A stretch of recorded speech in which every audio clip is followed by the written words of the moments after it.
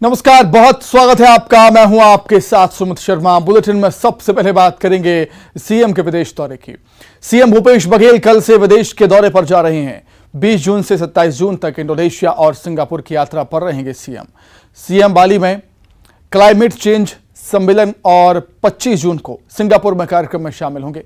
कल दिल्ली से इंडोनेशिया के लिए रवाना होंगे सीएम भूपेश बघेल सबसे पहले इंडोनेशिया जाएंगे, जहां वे जलवायु परिवर्तन के ग्लोबल कॉन्फ्रेंस में हिस्सा लेंगे। मुख्यमंत्री भूपेश बघेल के साथ उद्योग मंत्री कवासी लखमा और अधिकारी भी मौजूद रहेंगे। कृषि मंत्री रविंद्र चौबे ने बताया है कि सीएम सिंगापुर में इन्वेस्टर्स को उद्योग लगाने का न्योता भी देंगे। इसके अलावा बाली में पर्यावरण पर संबोधित भी करेंगे। AVVN वैश्विक सम्मेलन इंडोनेशिया की राजधानी जकार्ता में 21 से 24 जून तक चलेगा, जिसमें अलग अलग देशों के 225 से अधिक वक्ता शामिल होंगे। इस दौरान सीएम गोधन न्याय योजना के जरिए कैसे प्रदेश में जैविक खेती को बढ़ावा दिया जा रहा है, इसकी भी जानकारी देंगे। इंडोनेशिया के बाद सीएम भूपेश बघेल सिंगापुर जाएंगे, जहां वे निवेशकों से मुलाकात करेंगे और उनसे छत्तीसगढ़ में निवेश का आग्रह करेंगे।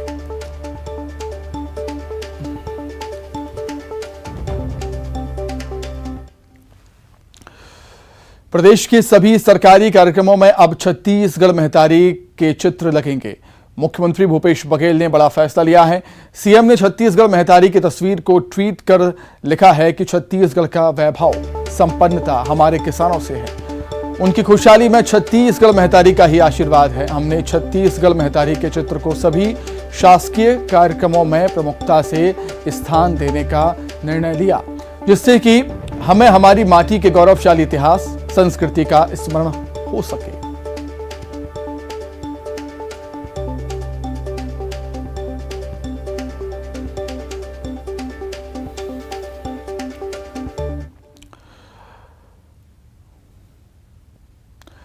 बलौदाबाजार के गबोद गांव के रहने वाले 4 साल के मासूम सिद्धार्थ का इलाज प्रदेश की सरकार कराएगी।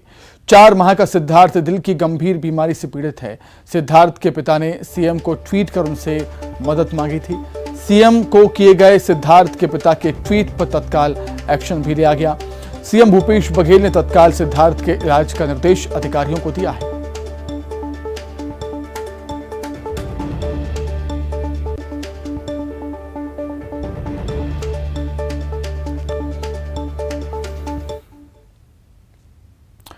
छत्तीसगढ़ मॉडल की चारों तरफ चर्चा हो रही है। अब विश्व हिंदू परिषद के कार्यकारी अध्यक्ष आलोक कुमार ने छत्तीसगढ़ सरकार की तारीफ की। उन्होंने रायपुर में कहा कि गोधन न्याय योजना और राम वन गमन पथ योजना के लिए सीएम भूपेश बघेल की तारीफ होनी चाहिए। उन्होंने कहा कि गोबर खरीदी का फैसला काफी ऐतिहासिक है।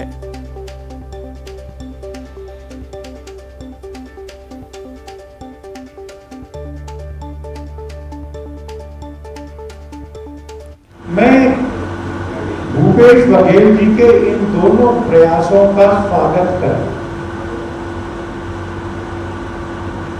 गोबर खरीदने वाली जो योजना है वो एक होलिस्टिक योजना है, समग्र योजना है, अच्छी योजना है। उसके इम्प्लीमेंटेशन के बारे में शिकायतें हो सकती है, तो योजना अच्छी है। राम वनगमन यात्रा का जो मार्ग उन्होंने बनाया है, इसके लिए उनको जरूर हमने शुभकामनाएं देनी चाहिए।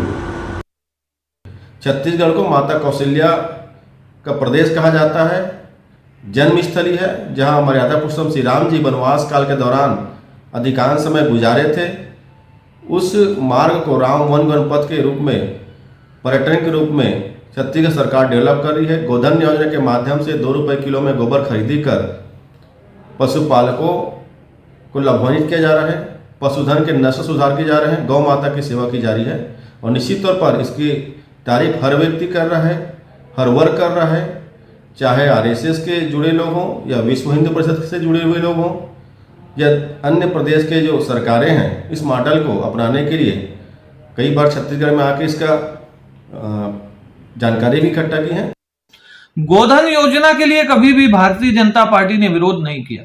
हजारों लाखों क्विंटल गोबर बह जा रहा है, उसका कोई हिसाब किताब नहीं है। RTI से बहुत सारे भ्रष्टाचार की खबरें सामने आ रही हैं। ऐसे लोगों को गोबर खरीदी का भुगतान हुआ है जिन्होंने गोबर कभी भेजा ही नहीं।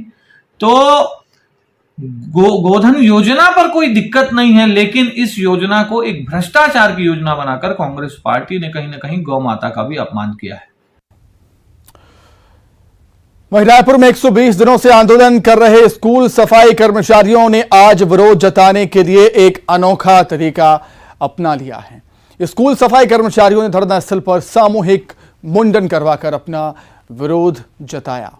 स्कूल सफाई कर्मचारी 120 दिन से सरकार से स्थायी करने की मांग को लेकर प्रदर्शन कर रहे हैं, लेकिन आज एक अनोखे तरीके से विरोध दर्ज कराया है कर्मचारियों ने। संदेश देना चाहता हूं कि हम जो निम्न कोटि के कर्मचारी हैं, इतने दिन हो गए हमारे धरना स्थल को चलते हुए, हड़ताल करते हुए 120 दिन जो आपने अपने घोषणा पत्र में वादा पूरा नहीं किया है, उसको तत्काल वादा दिलाने के लिए और हमारी मांगों को पूरा करने के लिए। मैं कोंडागांव जिला का जिला अध्यक्ष हूं, बस्तर संभाग से आया हूं। मैं सरकार से निवेदन करना चाहता हूं कि पिछले 4 महीने से मैं धरना स्थल में बैठा हूं। सरकार से हम लोग मांग कर रहे हैं, सरकार से गुहार लगा रहे हैं कि हमारी मांग पूरा करे। जब वो विदेश की भ्रमण कर सकता है तो हम तो उनसे 5 किलोमीटर दूरी में बैठे हैं, तो हमारे पास आने के लिए उसके पास इतना वक्त नहीं है। ऐसी नेता और ऐसी राजनीति पे हम लोग तो यही सोचते हैं ऐसे ना हो वही ठीक है, इसलिए ये मुंडन कार्यक्रम किया जा रहा है, क्योंकि उसके रहने और नहीं रहने से कोई फर्क नहीं पड़ता। अग्निपथ योजना के विरोध में जारी हिंसा के मद्देनजर छत्तीसगढ़ के रेलवे स्टेशन पर सुरक्षा व्यवस्था बढ़ा दी गई। रायपुर, बिलासपुर और जगदलपुर स्टेशन पर स्थानीय पुलिस और आरपीएफ को अलर्ट कर दिया गया है ताकि किसी प्रकार से रेल यात्रियों को कोई नुकसान ना हो, परेशानी ना हो।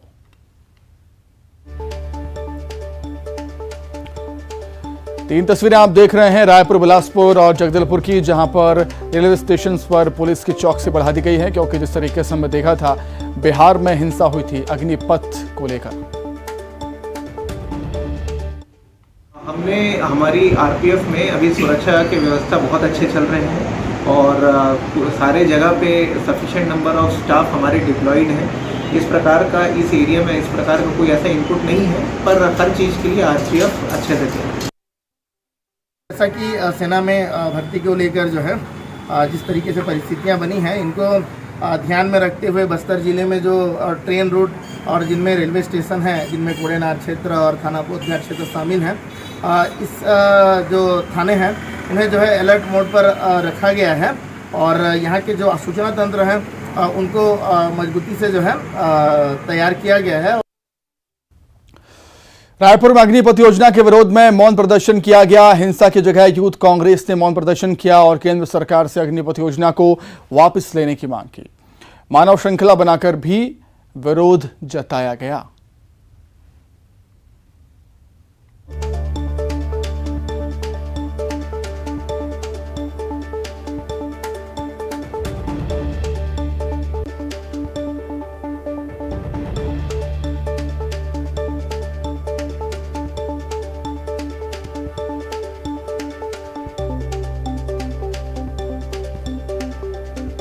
हम यूथ कांग्रेस के माध्यम से एक मौन प्रदर्शन कर मानव श्रृंखला बनाकर इस योजना का विरोध करते हैं। जिस तरह से मोदी सरकार लगातार अपने इतने साल के कार्यकाल में युवाओं को ठगते आई है, फिर उन्होंने एक लुभावने वादे दिलाकर ठगने का काम किया है। पूरे देश में इसको लेकर आक्रोश और हम छत्तीसगढ़ के रायपुर में मानव श्रृंखला बनाकर भी इसका विरोध। हिंसा हो रही है वो आम छात्र कर रहे हैं कि इनका कई लोगों का आरोप है कि ये कांग्रेस से गुंडे कर रहे हैं, ये असामाजिक तत्व कर रहे हैं, लेकिन जो देश की जो युवाएं हैं वो स्वयं जो है जमीन पे आके लड़ाई लड़ रहे हैं।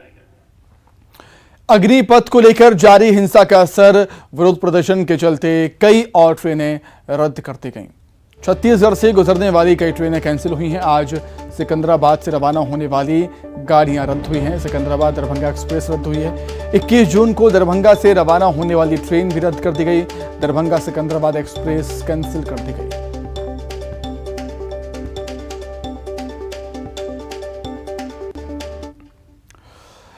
उधर मुंगेली के लोरमी शासकीय अस्पताल में गुंडागर्दी की तस्वीरें सामने आई। डॉक्टर के केबिन में घुसकर कुछ लोग एक डॉक्टर की बेरहमी से पिटाई करते हुए नजर आए। डॉक्टर को पीटने के बाद जान से मारने की धमकी भी डॉक्टर को दी गई। अस्पताल में डॉक्टर की पिटाई से डॉक्टर्स और स्वास्थ्य कर्मियों में गुस्साए डॉक्टर्स ने आरोपियों की गिरफ्तारी की मांग को लेकर काम बंद कर दिया। वहीं मुंगेली में लोरमी के सरकारी अस्पताल में मारपीट के मामले में पुलिस ने कार्रवाई करते हुए मुख्य आरोपी गिरीश ध्रुव सहित 4 आरोपियों को हिरासत में लिया है। गिरफ्तार आरोपियों में से एक नाबालिग भी है। डॉक्टर से मारपीट और जान से मारने की धमकी का और सरकारी कार्य में बाधा डालने के आरोप में मामला दर्ज किया गया। बिलासपुर में मोबाइल की लत ने फिर से एक मासूम की जान ले ली। बिलासपुर मोबाइल पर गेम खेलने से मना करने पर नाराज 10वीं के छात्र ने सुसाइड कर लिया है। मृतक छात्र युवराज सिंह के परिजन ने उससे मोबाइल छीन लिया था, जिससे वो काफी नाराज हो गया था।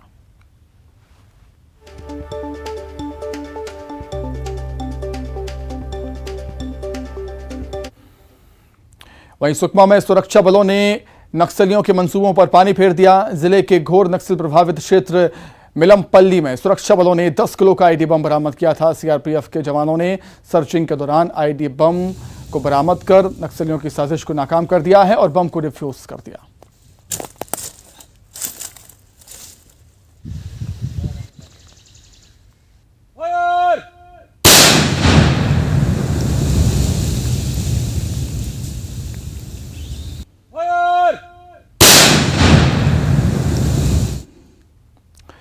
अब बात बलरामपुर की, जहां जिले के घोर नक्सल प्रभावित क्षेत्र चुनचुना पुदांग में जिला प्रशासन और पुलिस की टीम पथरीले रास्तों से होकर गांव वालों के बीच पहुंची और सिविक एक्शन प्रोग्राम के तहत उनकी समस्याएं भी जानी। कड़ी सुरक्षा के बीच आईजी, एसपी और कलेक्टर ने अपनी टीम के साथ वहां दस्तक दी। इस दौरान झारखंड और छत्तीसगढ़ दोनों तरफ से सुरक्षा बलों की तैनाती की गई। कई सालों बाद प्रशासन के इस प्रयास से पुलिस को साथ पाकर ग्रामीण भी काफी खुश नजर आए।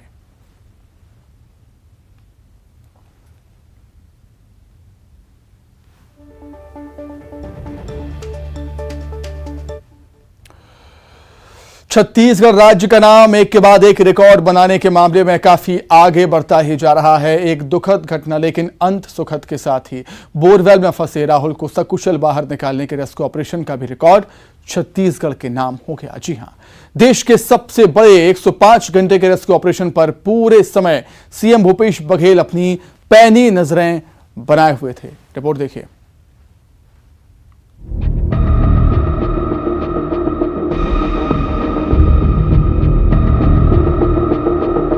दिन शुक्रवार दोपहर के करीब 3 बजे, स्थान जांजगीर जिले का पिहरीद गांव। एक 10 साल का बच्चा खेलते खेलते बोरवेल में गिर गया, जिसे बचाने भारत के इतिहास का सबसे लंबा रेस्क्यू ऑपरेशन चला।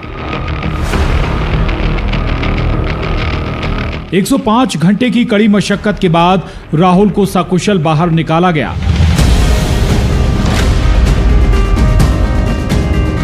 पूरे ऑपरेशन में एनडीआरएफ, एसडीआरएफ, जिला पुलिस प्रशासन और भारतीय सेना की भूमिका रही। सबसे अहम भूमिका रही भूपेश बघेल, मुख्यमंत्री छत्तीसगढ़ की। राहुल के बोरवेल में गिरने की खबर प्रशासन के जरिए जैसे ही प्रदेश के मुखिया भूपेश बघेल तक पहुंची, तत्काल उन्होंने प्रशासन को अलर्ट कर बच्चे को हर हाल में सकुशल बाहर निकालने के निर्देश दिए और खुद ही वीडियो कॉल पर राहुल के परिजनों से बातचीत की। पूरा प्रशासन लगे है, डीआरएफ के भी जवान मन लगे है, पूरा ताकत लगा थे। वो बोल्डर वगैरह आ गए है, मगर कारण से थोड़ा सा देरी हो थे, लेकिन धैर्य रखा हो, है ना, वो सकुशल निकल ही, ऐसे हमें विश्वास है। मुख्यमंत्री के निर्देश पर शासन प्रशासन अलर्ट हो गया और मौके पर एसपी, कलेक्टर, प्रशासनिक अमला सहित एसडीआरएफ, एनडीआरएफ की टीम ने पहुंचकर रेस्क्यू ऑपरेशन शुरू कर दिया।